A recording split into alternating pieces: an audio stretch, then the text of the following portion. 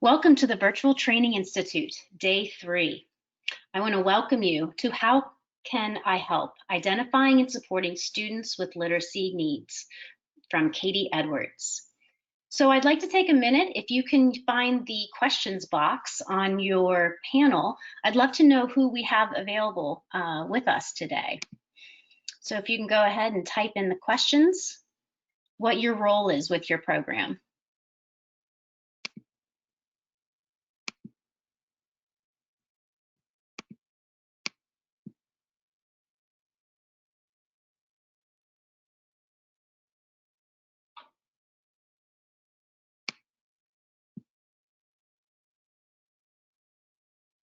Right, it looks like we're pretty evenly split.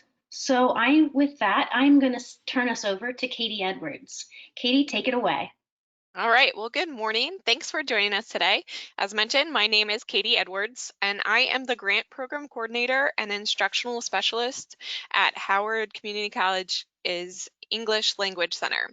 So today we're going to be talking about how we can help identify and support students with literacy needs. Now, I come from a ESL background, and it is, that's kind of where I come from as I created this. But for those of you who teach ABE, I really hope that you're still able to glean some valuable information. I have presented this to an ABE audience in the past, and so I did get some feedback that it was helpful. So I hope you'll find that helpful as well. So in today's presentation, we're going to start with a discussion on what I mean when I say literacy. And then we'll talk about identifying students and what concrete strategies we can use in the classroom. So throughout this talk, feel free to ask questions and share ideas in the questions box.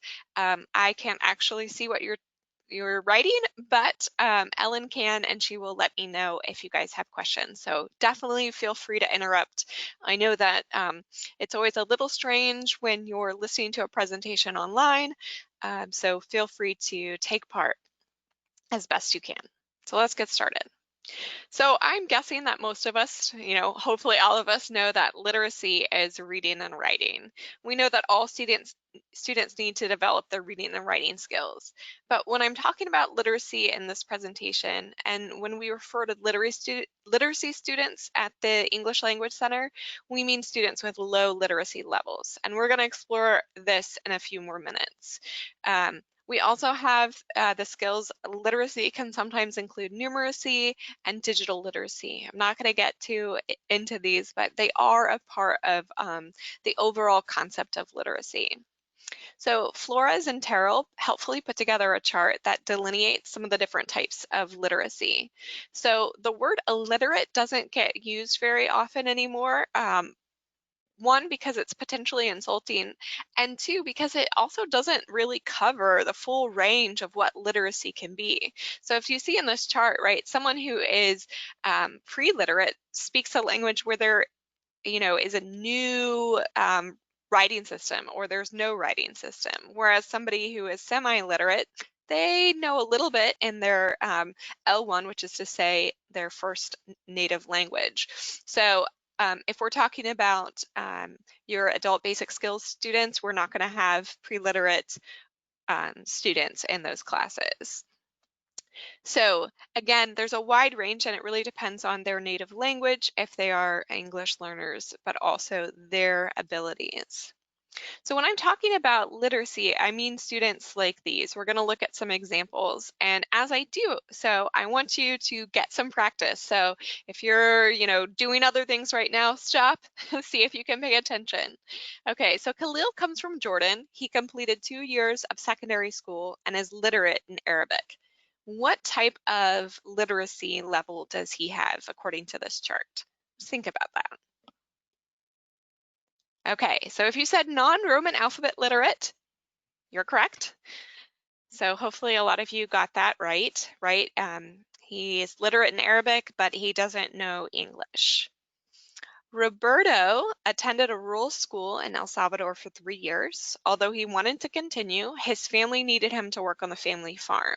So again, take a look, think about what kind of literacy needs he might have.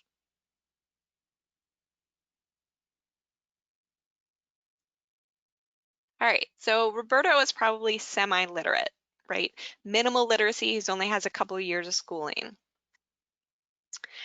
Wanachuka, a Bantu from Somalia, entered the class as a recent refugee. She knows her native language only orally, as a written form of the language is just now being developed. So think about that. So that's pre-literate.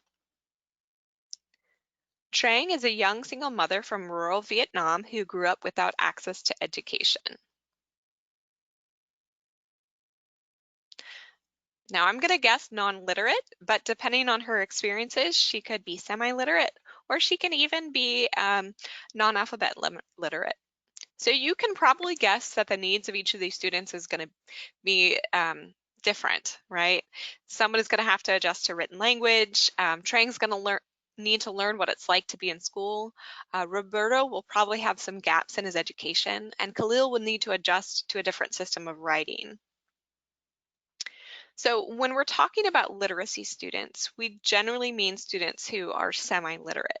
And honestly, that does include our native English speakers as well. So here at the English Language Center at here at home at HCC, we also occasionally have students who are completely non-literate or pre-literate. But again, most of our students are semi-literate. So, and these are also students who are generally classified in the ESL world as SLIFE or SIFE learners. That is, students with limited or interrupted formal education. We hear this a lot in K-12 settings to describe students with particular kinds of needs. And throughout this conversation, I'll use the terms SLIFE or literacy student or students with literacy needs more or less interchangeably. Again, it's going to vary based on your particular students, but I think it is a helpful thing to keep in mind. So before we go any further in defining SLIFE or literacy learners, it's really important to remember that just because a student is a low-level student, particularly a low-level ESL student, doesn't mean that they are they have particular literacy needs, right? Students might have minimal oral or written skills, but could be highly literate in their own language. So think back to the example of Khalil, right? He attended secondary school and is educated. He and students like him have different needs than students who are SLIFE learners, who might be learning English and basic skills they missed by not being able to complete their schooling in their home countries. So typically, SLIFE learners have fewer than 6 years of schooling and some form of interrupted education. They may also have weak skills in their first language. So again, keep in mind this is maybe our ESL learners, although I have found that many ESL learners go on to ABE. So depending on your program's context, this might be incredibly relevant to you. So who are literacy students? Well, a SLIFE learner or a literacy student can look very different depending on the individual.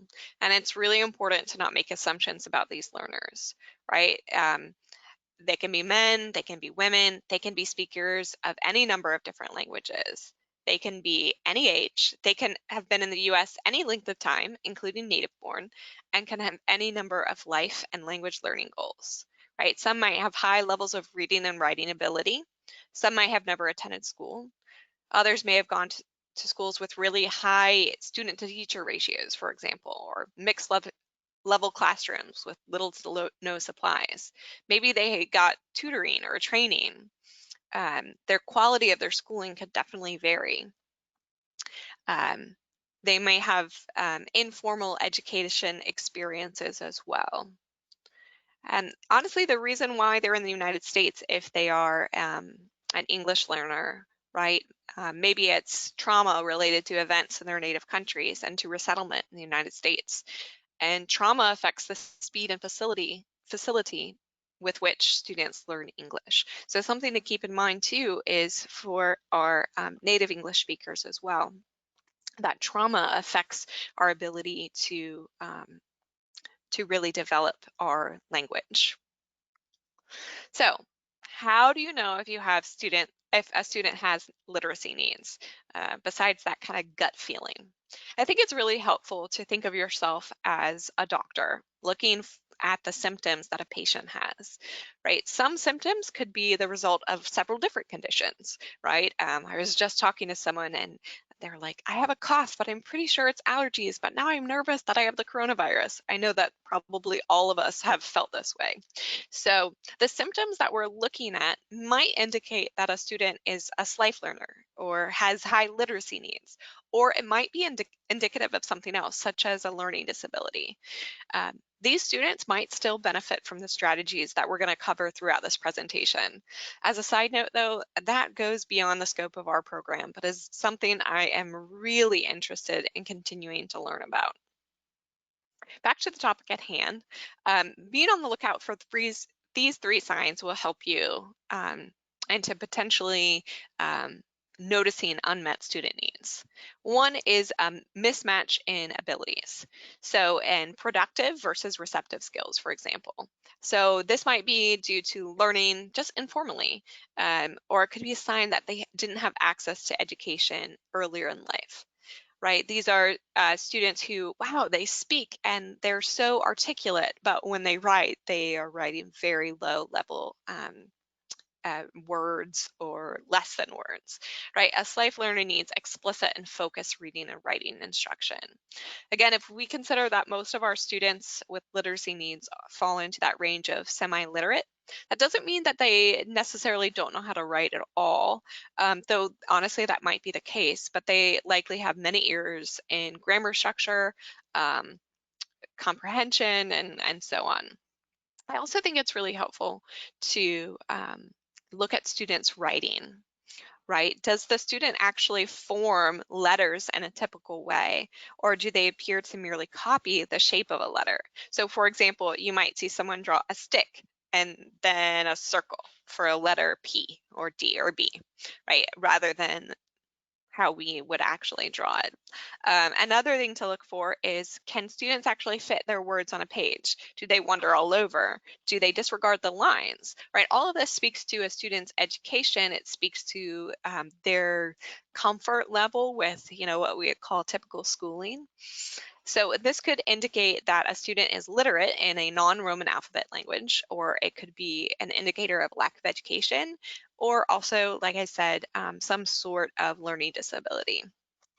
Another thing to look out for is the connections they make between print and speaking.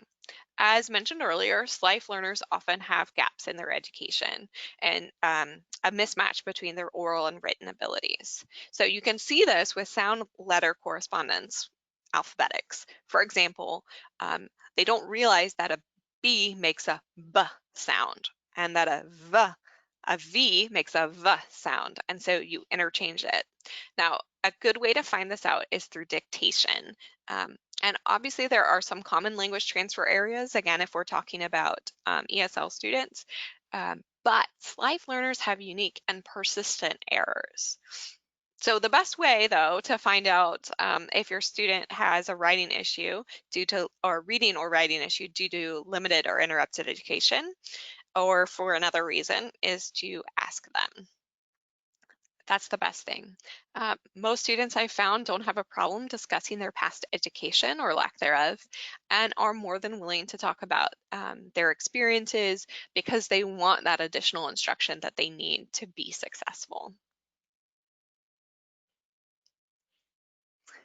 So we're going to take a look at a few examples, and you might be familiar with this. You might be working with higher level learners and be unfamiliar with what exactly low level writing looks like. So as we go through some of these examples, we're going to use this chart to help us analyze students' writing. So this comes from Perigord and Boyle's Reading, Writing, and Learning in ESL. It's a resource book for K-12 teachers, and although it is aimed at K-12 ESL, it's still helpful for our adult students. So as we look at these samples, I want you to think about which levels, right? This goes from first to the eighth. Which levels do you think students fall into and why. I'm not going to give you the right answer because this is a little bit subjective, although obviously there are answers that are more right and less right. But really this is to give you a feel for where your students might be, where literacy level students might be, and the vast range of writing abilities you may see in your classes, not to mention reading. Reading comprehension is, we have tests and we have comprehension questions, but writing is a really good, easy way to get it kind of like just a mark and say, okay, this is where my student most likely is. So this example, we have a student who is trying to write what is happening here. And it's very interesting because in the first one, right, she is creme, right? You're like, oh, she is ice cream. And then the second one, something happens and they don't have the vocabulary to answer that. And so it's very interesting what's going on here. Now let's contrast that with another student example with the same topic. Obviously, there's a lot more writing going on here. That doesn't mean that the student doesn't still have literacy issues, right? It's easy to look at the previous student and say, oh yeah, they need help. And to look at this one and say, oh, she's named it, Ariel is a girl, she very like, and then you say, wait, all right, I'm noticing some errors that are, fairly significant, right? Lacking verbs, things like Ariel got a shock, great vocabulary. They probably have very high level oral skills, but the inability to transfer that sound to the paper is probably indicative of some sort of literacy gap.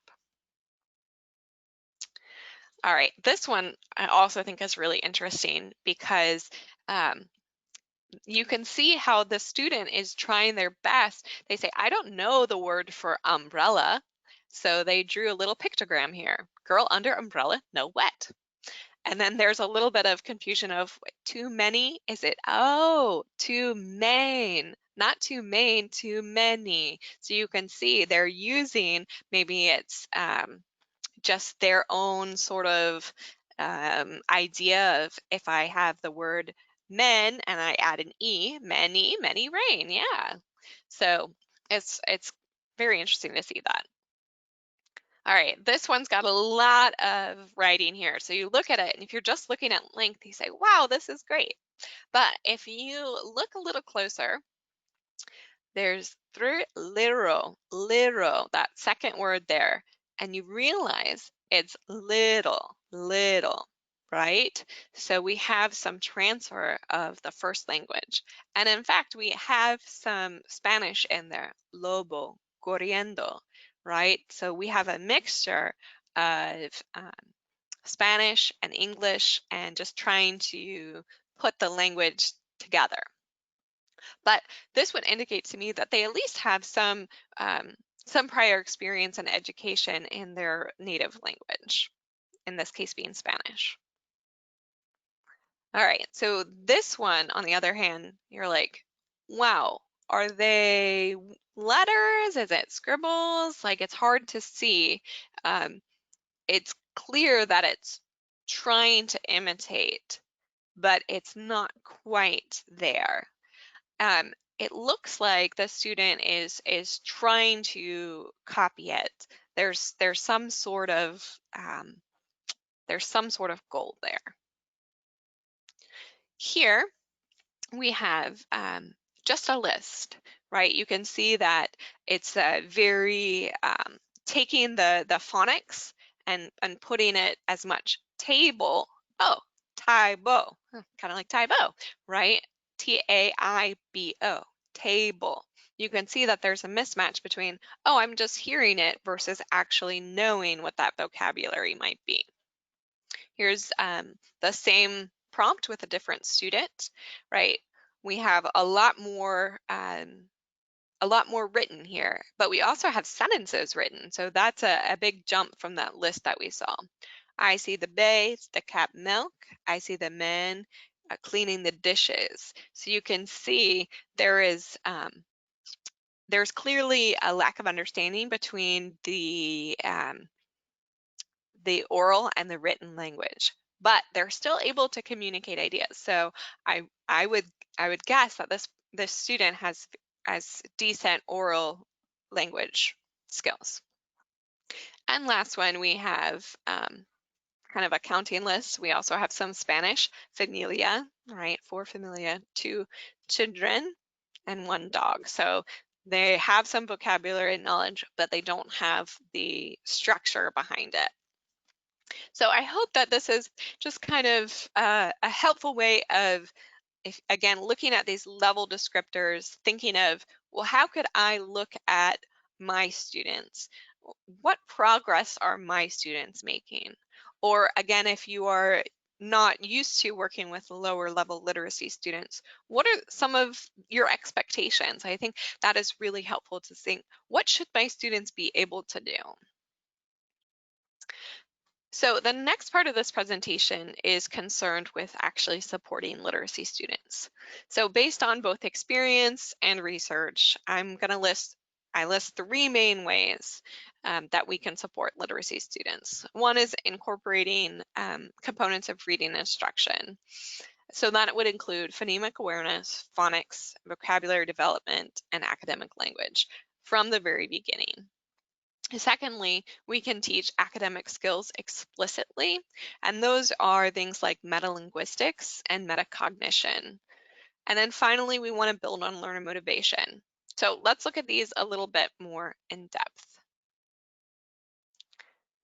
So phonemic or phonological awareness is really critical for students. So I taught English in China for a few years, and I never formally studied the language. I didn't study before I first went over there, and I tried so hard to mimic the words I heard, but without knowing the phonemes, those actual sounds, um, without those hooks, first I was really lost.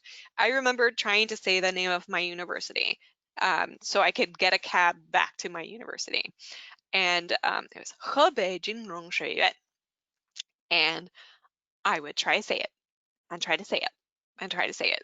And the cab driver would just look at me, what? And this would happen multiple times. And I found that if I mumbled, I was able to communicate, which actually makes a lot of sense because the phonemes are kind of toned down. And so if you're not, it's just easier then. But without the phonological awareness in English, it's really difficult for students to progress. And this is because languages don't always have the same phonemes, and we end up subbing a phoneme or a sound from our native language that's approximate.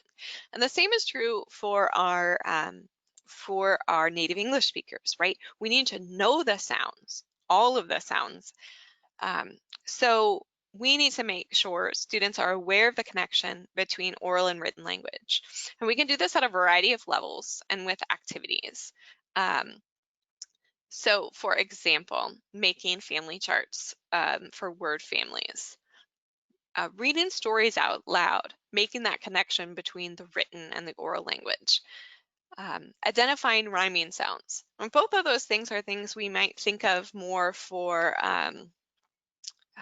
I don't know, like for kids, but it's something that adults need as well. And we just need to be conscious about what sort of stories we are sharing with them. What sort of rhyming sounds are we sharing with them? I had some of my reading and writing students write poems, like very, very basic poems when we were learning, like for example, a long E sound. And so they were using that sound in their poem and practicing the rhyming to say, this has the same sound, this has the same sound.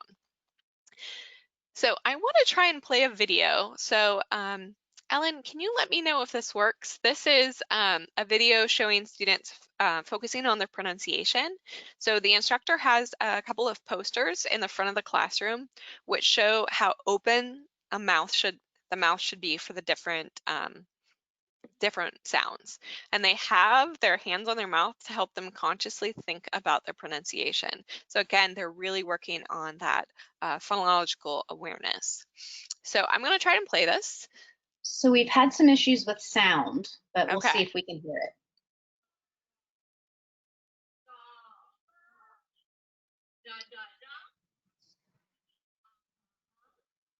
Can you try turning it up, Katie? Let's see. Yes, let me try. Nope. If it doesn't work, that's okay, but I'm going to give it a shot because it's always nice to see what things actually look like. Okay. Well, I'm going to just move on from that, but those links are in the presentation if you want to see it later. But basically, they're You can going, definitely see it. okay, da, da, da, ah, ah, ah, and making the sounds as they go through. So early childhood educators always talk about creating a print-rich environment. I don't know if you guys are familiar with that. I have young kids and their daycares always are talking about print rich. And the reason that this is so critical is because we need that connection between sounds and letters. We need phonics to learn English. So maybe you're thinking about how you learned as a child or what your kids do in school, or hooked on phonics worked for me. And we can say, oh, really, I don't really want to get my students confused with all the exceptions, so we're not going to work on phonics. But the truth is, when we do that, we are robbing our students of a helpful way to decode text. So English has an opaque orthography. What I mean by that is if I'm reading something in Spanish, I may not know what the word means, but if I know the sounds of the consonants and the vowels, I can sound it out accurately. Now, there are more rules in English, but there are rules, right? Why does the word time have a long I sound, time? Well, it's because the I is followed by a consonant and an E. There's rules. Granted, vocabulary is still important, and we're going to talk about this in a few minutes, right? If you can decode all you want, but if you don't understand what it is you're reading, you're not going to get too far. And just as a helpful side note, because sometimes the word decode gets a little confusing, right? Think about I'm decoding, I'm taking the code of the letters and creating the correct sounds, right? So I'm using that code. And it's more challenging because of this orthography that is much muddier than some other languages. So again, vocabulary knowledge is still important. So a lot of phonics material out there is geared at younger learners. There are some companies that are starting to address the needs of adult learners as they are, working on phonics instruction. And even you can even use some of the material that is directed at younger learners. For example, A to Z English, I think is what it's called. We have used that's, direct at K to 12 students. Actually, I think it's just our elementary school students. But take care in how it's being presented, right? Remember, these are adults. Students do love activities like bingo, dictations, manipulating letters, whether that's magnetic or just paper. So students love being able to actually physically move this around. And we can model this in our classrooms too by both saying and writing important words. A lot of times we're giving directions, we're talking about things, and we're neglecting to put those key words in in a in writing so our students can have that that visual aid, and not even just a visual aid, really, it's going to underscore that connection. So I'll just show the video again. Don't worry if you can't hear it. So what's going on here?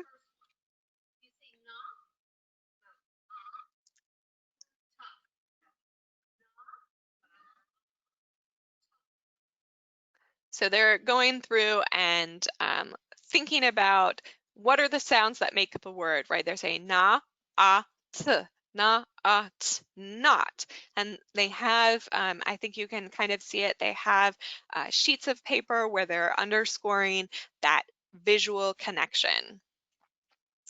And then this other example is they have letters that they can actually physically manipulate.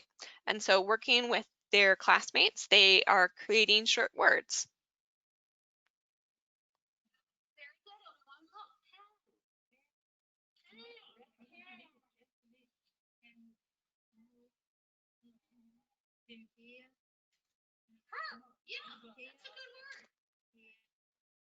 All right, so it's great because you're getting that connection between, again, the written words and the sounds, okay? And the instructor is saying, yeah, that's what it is. It's pen, pen. And one of the students said, here, here. She says, it's her. Yeah, it's her. So it's really great to use manipulatives, and you can make this a really interactive activity as well. So phonemic awareness and phonics needs to be paired with vocabulary development, right? And I'm not just talking about some sort of slapdash vocabulary development where it's like, oh, we're reading this book and here's a word that's important, but really intentional development, thinking about what words do students need to know and how are you determining that? Is it kind of this gut instinct or is it research based? Vocabulary needs to be explicitly taught and taught often. Recycle vocabulary, say vocabulary, write vocabulary, teach strategies for remembering vocabulary. We also want to include academic language early on. So when I say academic language, I mean words like even basic words like item, discuss, issue, individual, things that are going to help students to be successful as they continue in their education, right? Think about the directions you write. And I find it very funny sometimes when our instructors will have these very basic questions, but the directions, very confusing. Circle, da da da da. Circle, isn't this a circle? Select, what is select? So be cognizant of is if you're going to use words like that in your directions, you need to teach them.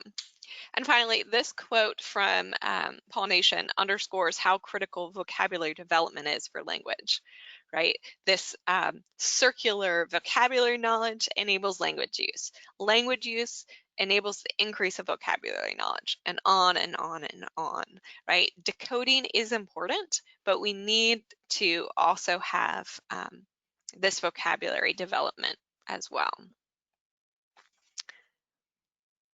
So beyond that, we need to make sure that students are equipped with metalinguistic knowledge. I think this research quote is so radical in some ways, right? If students have metalinguistic knowledge, they are able to acquire literacy much more easily. So remember that all learners have a set of experiences that make up their educational background, right? Students may not have been exposed to as much or to all of the expectations of what it means to be in the classroom. So they need explicit and direct instructions about how to learn. That means that our classes need to not focus on, survival English or just getting by, but need to provide opportunities for students to develop the skills they're going to need to be successful in the workplace and in education and their own lives. So that's things like critical thinking, metalinguistic knowledge, metacognitive skills, reading strategies, independent learning strategies. So if we're teaching our students how to learn, we can't make assumptions about what they do or don't know, right? Again, if we're thinking if a student is non-literate or pre-literate, they might need instruction about how to hold a pen or a pencil. What exactly is their role as a student? What's the role of the teacher or their classmates? How do they use a textbook? What's the purpose of writing? Whether we have that basic of questions for students or more advanced, we need to set clear expectations and model what you want students to do in class. So this might include even organizational knowledge, things like how to plan for homework or how to keep track of handouts. I don't know how many students I've seen digging through their backpack and just pulling out wads of paper that I had prepared so nicely, these handouts for them. Um, and then I realized, well, that's not really on them. That's on me as their instructor.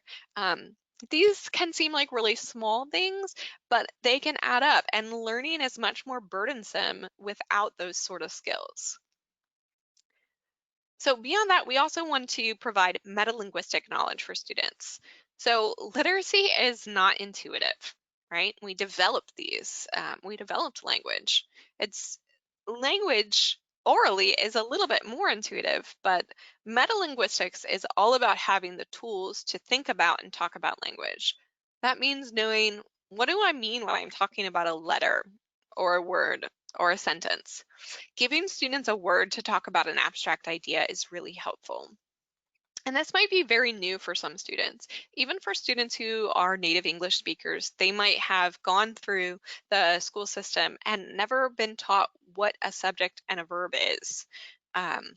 When students are provided with these hooks on which to hang information, they're able to acquire literacy much more easily. Sure, you probably shouldn't toss out the phrase third person singular with pre-beginners, that I've heard a teacher do before, um, but they can grasp the idea of nouns and verbs. Carroll, Gajicek, and Wise remind us that a strategy is deliberate and requires active participation. We need to teach students when to use what types of strategies and when to choose a different sort of tool in their toolbox. We want to include both top-down and bottom-up reading strategies. So, for example, sound letter correspondence, right? When we're talking about phonics and phonemic awareness, they need to recognize that the letters A and I together make the sound A. They need to learn to make the connection that the word cat has 3 separate sounds, k, at. And these kind of tools provide that bottom-up strategy, which should be learned in conjunction with other activities to help learners develop comprehension. What's the story about? What's going on? How can you use your life experience to help you understand what we're looking at? And that is more top down. So we want students to move beyond that decoding, figuring out, that painful process of sounding out a word. But in order to do that, we need to make decoding easier and easier for students to do. So when you present a reading, and by reading, I mean even if it's simple as like a few lines or honestly even a picture, we want to explicitly teach both these top-down and bottom-up reading strategies. So for example, in my reading and writing classes, I have students read through each text twice. So the first to answer kind of general reading comprehension questions. What's going on in the story? And second, to focus on a particular phonics or a grammar point. So I might have students underline all the words with a long A sound, for example. Both of these are essential for students. Right, Katie, this, Katie, yeah, we did have a question. Can great. you define or describe the metalinguistic knowledge one more time? Yeah, thanks. So metalinguistic knowledge is just this idea of knowing, right? We know the word linguistics, right? The study of language. So metalinguistics is kind of knowing about language. So that's knowing, right? If you see an entire sentence, it's overwhelming, but knowing that there are verbs, there are nouns, there are subjects, um, just even that basic sort of knowledge is really helpful, because if I don't know that there's such a thing as a noun and a verb, then I don't know that my subject and my verb need to have subject-verb agreement. So that's sort of what metalinguistic knowledge means. Thank you. Yeah, absolutely. And again, any other questions, bring them my way.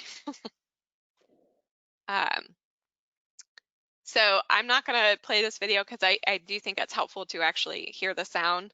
So students are just doing some reading practice. They use these simple sentences that have the same structure, and they're using them to not only practice their decoding skills, but also to learn the vocabulary that they're studying.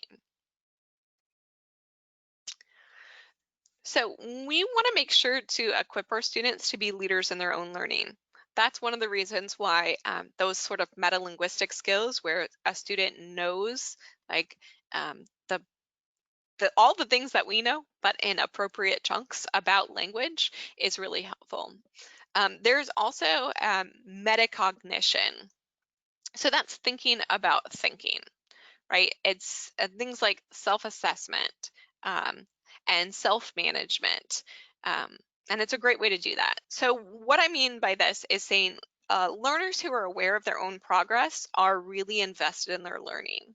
We can guide students through the metacognitive process by saying, this is what we're learning today, and asking them questions. Right. If anyone has any experience in K-12, you know you have to write your objectives on the chalkboard. Now, it's a great thing to write your agenda for the day. I do that. It's kind of funny if you're with really low-level students because they're like, oh, why am I doing this? But you're getting them used to that concept. And while you don't always have to write it down, it's helpful to provide your students with a purpose for what they're learning. We can really serve as a guide for getting students to think about what they're learning and why, right? Exit tickets, classic.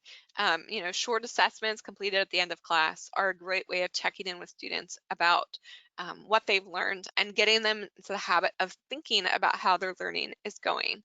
And again, this can be something as simple as a red and a green paper for saying, I understand this or I don't understand this. Depending on your student's level. So critical thinking skills are really critical. So our learners are constantly making complex decisions. Applying for unemployment, for example, finding a new job. Is the phone call I'm getting a genuine article or is it a scam? They've had to think critically about so many things in their lives. And we want to tap into that and really help them transfer their valuable life knowledge into an academic context. Critical thinking, right? Sequencing, sorting, organizing. So maybe filling in a chart to read for specific information, like this example of student schedules. Or it might be below there's a picture of a guy saying, is this a positive word or is it a negative word? So Conrad, Joseph, and Evely note that explicit techniques need to be introduced early and often to build them so students are able to use them independently. So students are probably already using some techniques on their own.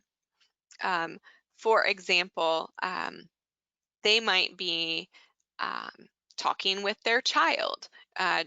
They might be reading the newspaper again and again, right? Affirming techniques that students are already using will give them confidence to adopt the unfamiliar strategies that you want to teach them. Things like taking notes. Do I copy everything that somebody writes down on the board or just some things? So in my classes, I often create outlines for students to emphasize the importance of particular information. And teaching students to organize their notes to study materials needs to be done explicitly. Whether that's graphic organizers, there's a lot of research showing how helpful that is. And they really do enhance learners' understanding of material. Flashcards are another example. Yeah, there's a lot of things. In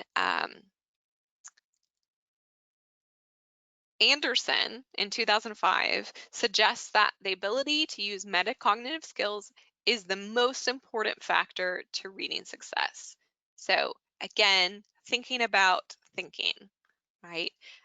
Do we enable our students to know what they are good at? What are they having trouble with? Or do they have no idea and just need you to figure it all out for them? Right?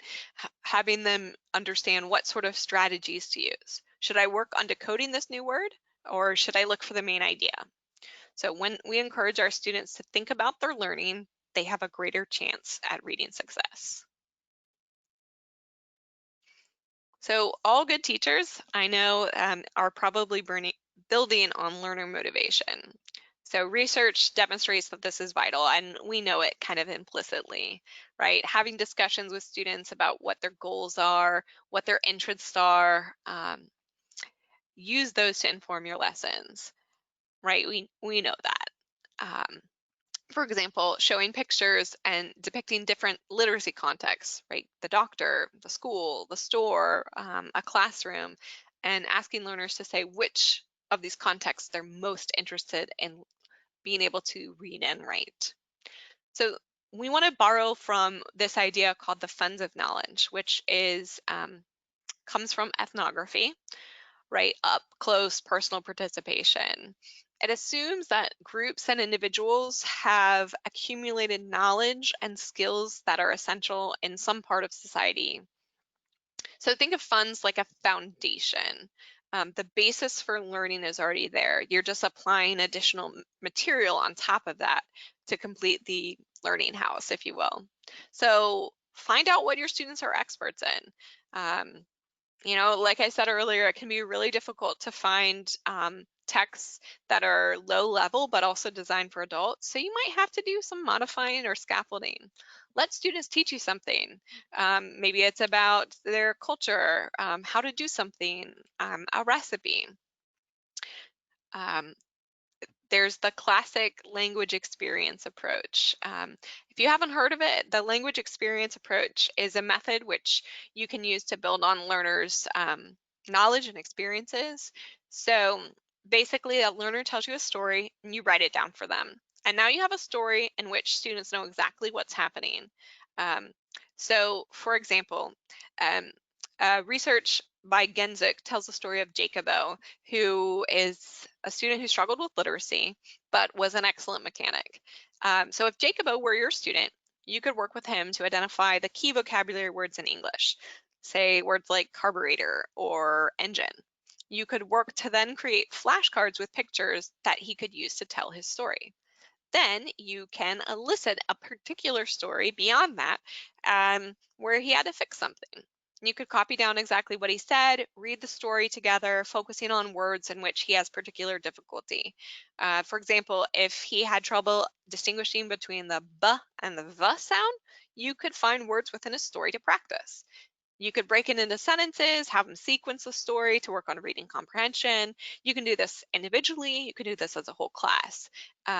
But it's really using the language that students are already familiar with to then jump into the further learning that they need, right? They have familiarity with context, interest and comfortableness with the story. It's accessible to then practice fluency, make connections between that oral and written language, examine grammar, learn vocabulary, focus on pronunciation, assess, and so on, right? It can be difficult to do in large classes, but maybe really great for building confidence with students. A side note on grammar correction, don't correct the grammar too much without being explicitly aware of the changes that you're making. Otherwise, you're missing a learning opportunity. And honestly, if grammar isn't the focus of the activity, don't worry about incorrect grammar. So making those real world connections and real world contexts, providing authentic language for authentic purposes, right? So that means materials and purposes for your lessons need to be authentic. So multiple choice tests, closed exercises, textbooks, things like traditional learning are helpful, and they have their time and place, but they aren't going to provide the real world context that students need to actually successfully access material. Using things like coupons, advertisements, medicine labels, flyers, report cards are going to be much more authentic representation of what students are going to interact with on a daily basis, right? Keep in mind the purpose of reading. When you see an advertisement, you're not looking at the grammar, you're looking for the overall meaning. So if you're creating an activity using an advertisement, work on the overall meaning. Make sure both materials and the purposes are authentic. So on a side note, New American Horizons Foundation has several videos for instructors to view. It's a great way to practice or to see people in practice.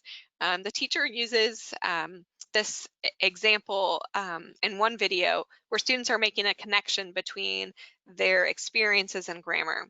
She's using important moments in their life to create a timeline. And with the visual support of the photographs and the timeline, she's guiding the conversation to her main grammar point, the present perfect. So she then uses a mixer activity to get students to choose between the words since and for. So I love it. It's authentic. You're really going to use that present perfect when you're talking about your life experiences, but you're driving home an important grammar point. So what a great activity, very well scaffolded. Very helpful for answering this question: when are students going to use this language? So that's a lot. There's a lot of stuff that we can do to support our students. So I hope that this session has been helpful for you to consider the basics of what literacy is, right? What do I mean when I'm talking about a low-level literacy student? Maybe you're thinking about a particular student at the moment.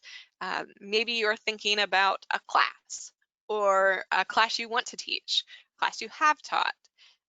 I hope this has been helpful for helping you to identify those students with literacy needs and ways that you can incorporate such strategies that we talked about: phonemic awareness, phonics, vocabulary development, metacognition, metalinguistics. And you can use them to the benefit of literacy students, but honestly, these are great strategies that will benefit all students in your classroom. So before you leave and move on to lunch or next meeting or whatever you have, take a moment to reflect on what you've learned about what do you want to implement in your classes. What are your takeaways? Now, if you have any questions, you can let me know right now, or you're welcome to send me an email if you think of something later. I really appreciate you taking the time out of your busy day to come and join me for this presentation. Katie, we do have a couple of questions. And Great. the first one is, what is the name of the material that you just mentioned? Was that the New Horizons? I believe so. I believe Yes, that's New what she asked. American. I always have trouble remembering this. I think it's New Americans Foundations. Hang on. I'm gonna have to go back because it's in my notes. It is New American Horizons Foundations. New American Horizon Foundation. Thank you. And then do you have any suggestions on how you could accomplish this online? Yeah, we have ran a few online classes with lower level students, and it's definitely more challenging for these students online, for sure. But what I think is one of the ways you can do it is with small classes. So for example, we're using Zoom, and using breakout rooms is really helpful if you have a larger class, right? Getting some extra practice with students. Um, Actually, I think a lot of those strategies can be incorporated, whether that's in a live session or a synchronous session or asynchronous, where you're recording a PowerPoint and you are telling them. There's a lot of cool benefits to having students review the material over and over again when they're online.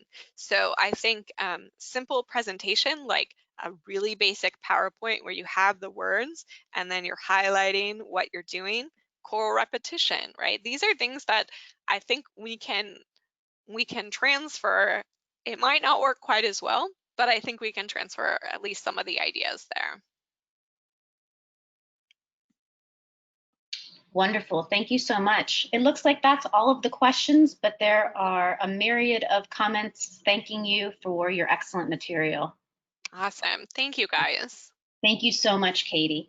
If all of you will turn your attention to the chat box, I have included our feedback survey. This is our second virtual training institute, and we would love to hear your feedback on how we can better support you in your professional development.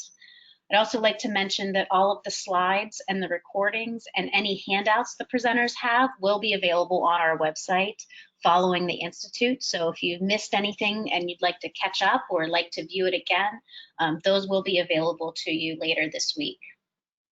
Also, just a note about proof of participation, if that's something that you're looking for. If you go to the registration website for the Virtual Training Institute, there's a form there that you can fill out. We just ask that you wait until you've seen all of the sessions that you're seeking to participate in, and then complete that form. So thank you so much, all of you, for your time. Thank you, Katie, for your excellent information. We do have a noon session, a 1 o'clock, a 2 o'clock, and a 3 o'clock. So I would encourage you to check out what is going on this afternoon and meet us back here in the Virtual Training Institute. Thank you all. Have a wonderful day.